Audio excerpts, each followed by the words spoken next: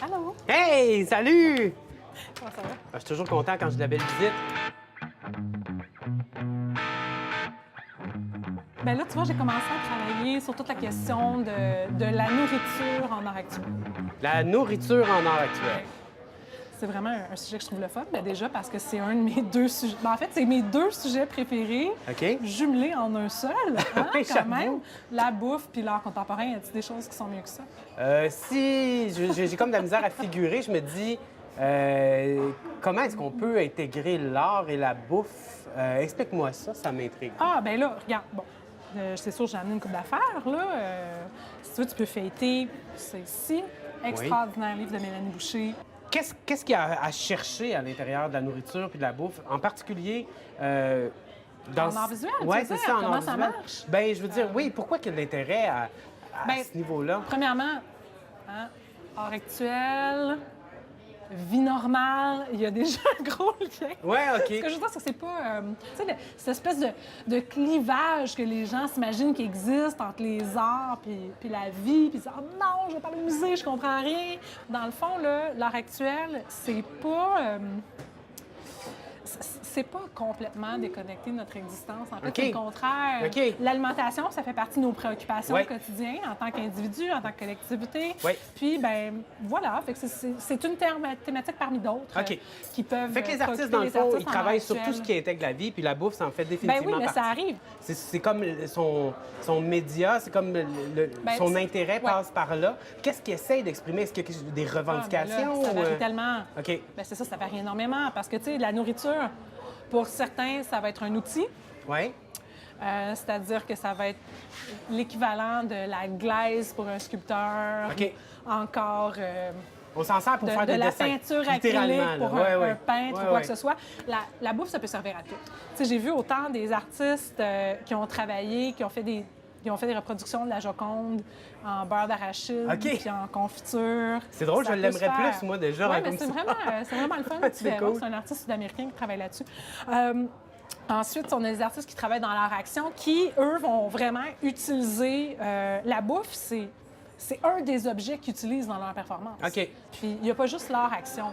Tu sais, on se retrouve aussi l'alimentation, la manière dont on s'alimente, puis nos relations avec tout ce qui est agroalimentaire, industrie agroalimentaire. C'est des propos qui vont aussi préoccuper beaucoup d'artistes. Je ne veux pas dire que c'est le propos principal de l'ensemble de leur carrière, Ouais. mais où est-ce que là, ils vont avoir des corpus ou des projets particuliers, où est-ce qu'ils vont décider, par exemple, ah ben là, regarde, je suis vraiment préoccupée par le fait que au Canada, les aliments qui contiennent des OGM, mais c'est pas identifié. Oui. Il n'y a aucune loi qui régit ça. Ouais. On veut que ça le fasse. On veut qu'éventuellement ça arrive. Il y en a d'autres qui vont vraiment être préoccupés par la question de la traçabilité. OK. D'où est-ce que vient la nourriture qu'on consomme? Par quel chemin ça passe?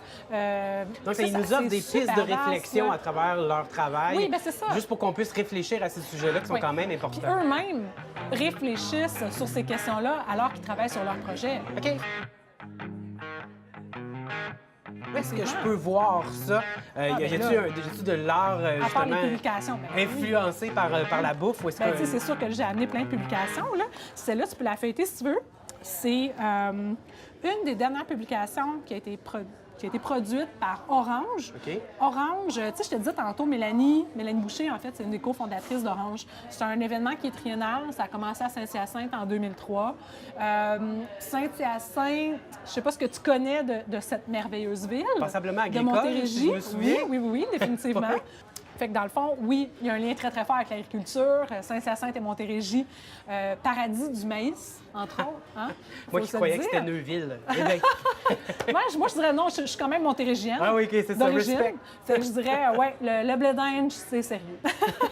Fait que Saint-Hyacinthe aussi, là, maintenant que je suis plutôt en art contemporain, c'est vers ça que je me suis dirigée. Je peux te dire que c'est aussi un lieu extraordinaire en art actuel.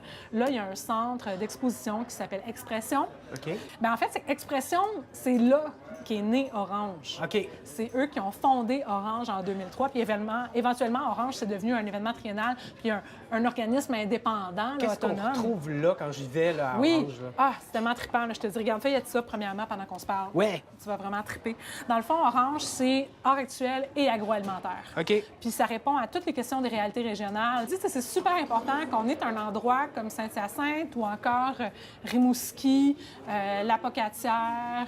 Bien, veux pas, on peut présenter de l'art actuel, oui, mais il faut aussi ancrer ça dans la réalité régionale, dans les pratiques régionales. Et puis, Saint-Hyacinthe étant un pôle de l'agroalimentaire au Québec, bien, il s'est dit, regarde, ça serait vraiment, vraiment pertinent qu'on ait un événement qui lie ces deux disciplines. Oui, pour que l'art soit ancré vraiment dans la réalité. Fait que là, je me pointe Bien là, différent. puis il y a différentes représentations de la bouffe qui tournent alentour de la bouffe ou de l'agroalimentaire. Oui. OK. Bien, je t'avoue, là, regarde un bon exemple. Dans le dernier événement, je t'ai juste amené... ça, c'est la dernière édition. Le thème, c'était conjuguer la traçabilité, puis c'était avec deux commissaires qui, en fait, sont d'origine rimousquoise. Fait que Ah tu oui? vois, Go Rimouski. Oui. Marie-Ève Charon, qui est historienne de l'art, et sa sœur jumelle, Isabelle Charon, qui, elle, est agroéconomiste. OK. Puis qu'est-ce qu'ils ont produit comme événement, eux autres? Bien là, c'est ce qui est trippant, là. Tous les artistes ont été jumelés avec Des producteurs. des producteurs OK. ou des transformateurs.